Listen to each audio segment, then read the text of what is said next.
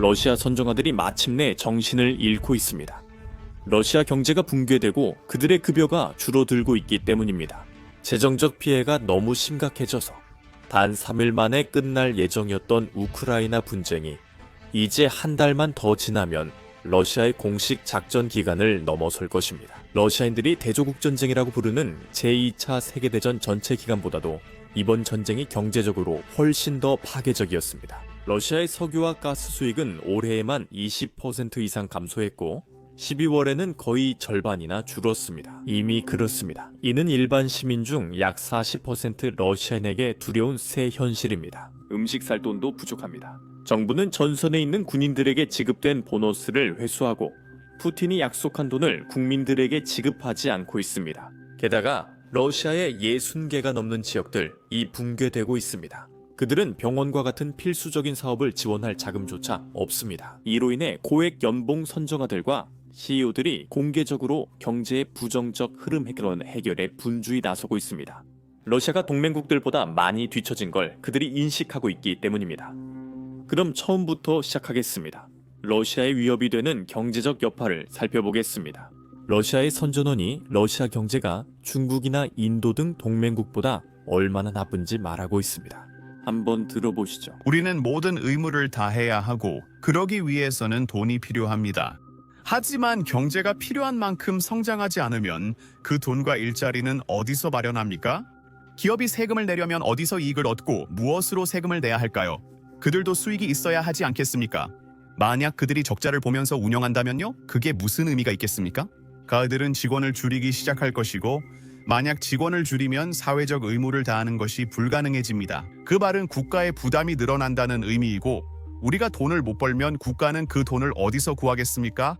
경제를 진정시키는 것이 목표라면 국가가 스스로 떠안은 모든 의무를 어떻게 이행할 수 있겠습니까? 어떻게 나라를 발전시키고 국민을 발전시키며 투자 환경을 조성할 수 있겠습니까? 가만히 앉아 있기만 한다면 우리 국민이 만들어낸 균형 잡힌 성장 궤도라는 표현 자체가 잘못된 것입니다. 이것은 뉴스의 정점에 도달했다는 뜻으로 이 사람들이 오늘날의 도전을 인식하지 못한다는 의미입니다.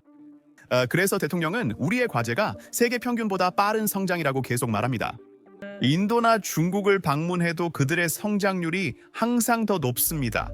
중국이나 인도의 금융기관 지도자들이 우리는 균형 잡힌 성장 경로가 필요하다거나 성장은 매우 해롭다 같은 말을 하는 것을 들어본 적이 있습니까?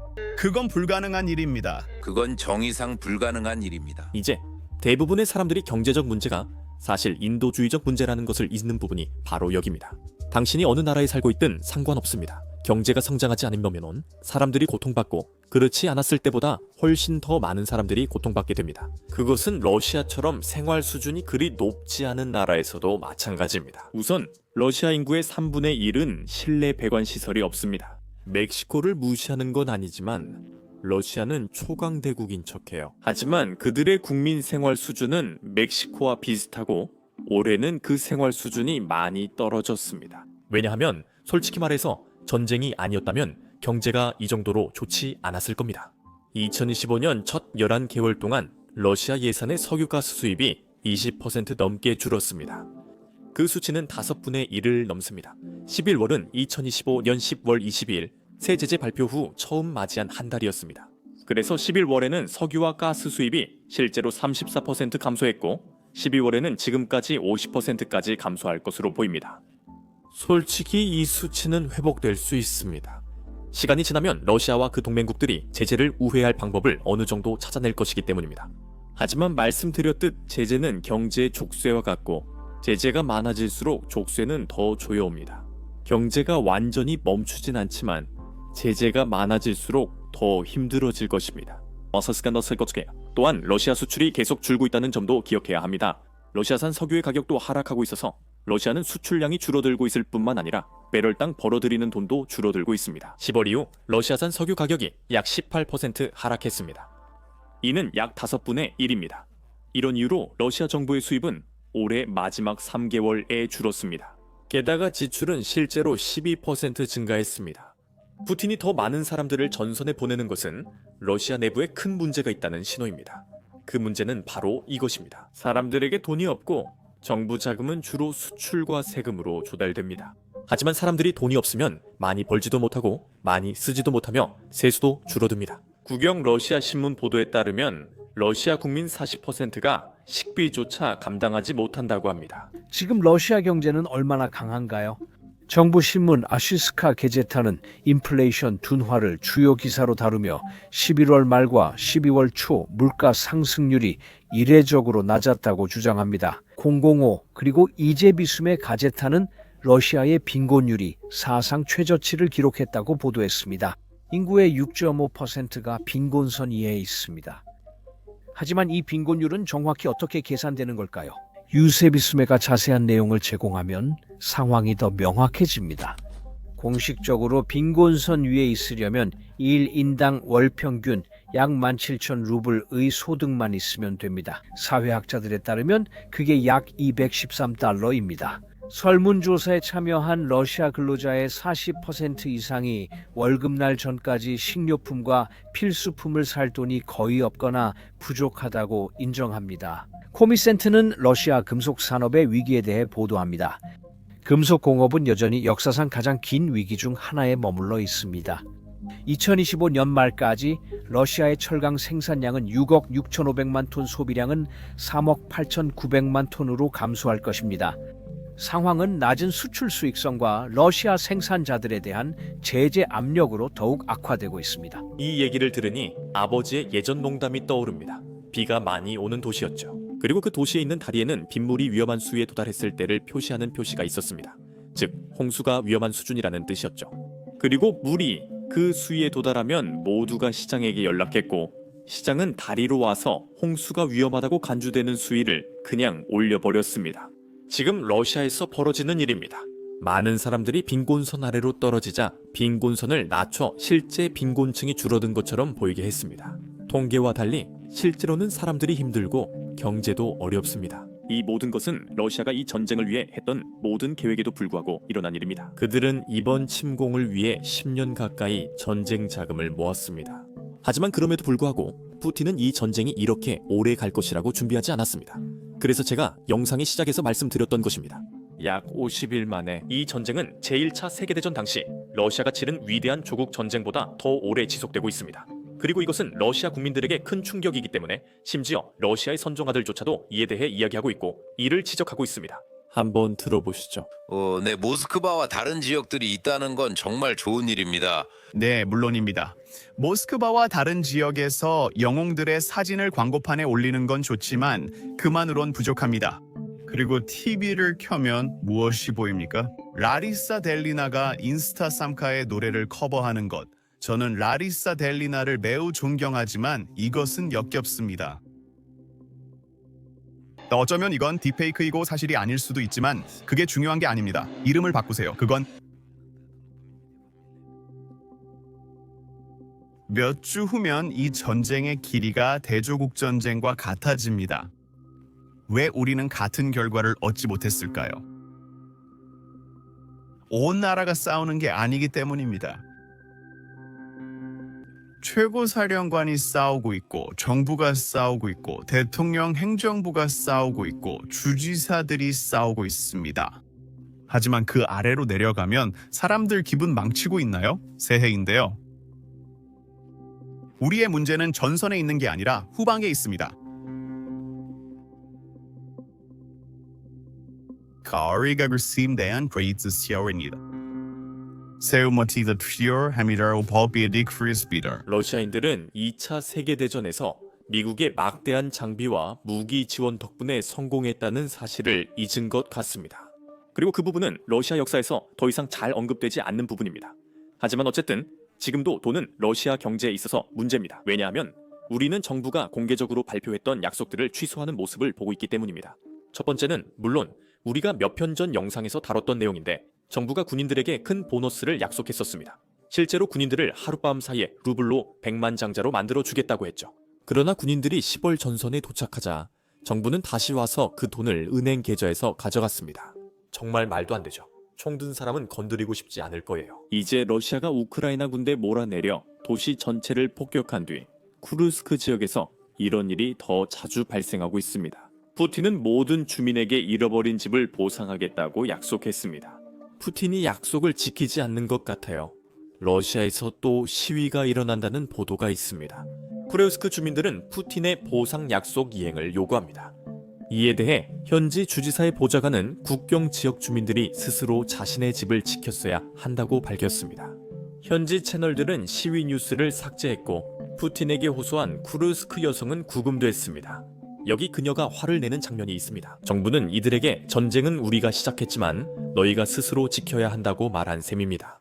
왜 사람들이 화가 났는지 알 수 있습니다. 당신이 그렇게 말했나요? 우리가 직접 방어해야 한다고 했죠? 그리고 누가 그렇게 말했죠?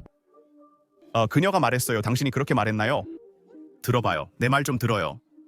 네, 제가 그렇게 말했어요. 그리고 우리가 어떻게 우리 자신을 방어해야 하죠?